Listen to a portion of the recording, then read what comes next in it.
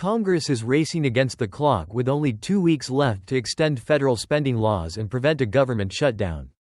Tensions are rising over President Donald Trump's intentions to gain powers typically reserved for lawmakers, potentially complicating negotiations. Recent talks among Republican negotiators broke down, primarily because Democrats voiced concerns about Trump's plans to limit the spending of federal funds. They argue that if Trump, along with billionaire Elon Musk and his U.S. DOJ service, continues to unilaterally terminate federal contracts and cut jobs, any spending agreement would be meaningless. Trump argues he has the constitutional right to withhold funds appropriated by Congress.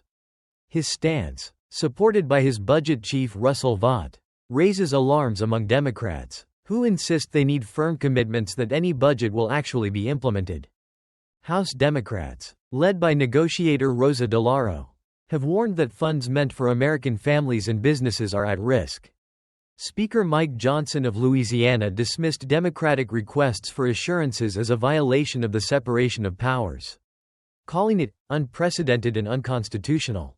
While Republicans control both houses of Congress, they are facing challenges aligning on spending cuts. Some, like Representative Warren Davidson of Ohio, have voiced opposition to budgets that don't substantially reduce spending. In the Senate, with Republicans holding only a narrow majority, Democrats have leverage to block funding bills. They insist on adherence to the 1974 Impoundment Control Act, which regulates the president's power to suspend spending.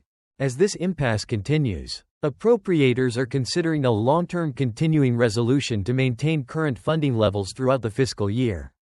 Although Democrats argue this wouldn't safeguard against improper fund withholding, the situation remains fluid, and both parties must find common ground shortly to avert a government shutdown and ensure stability in federal funding.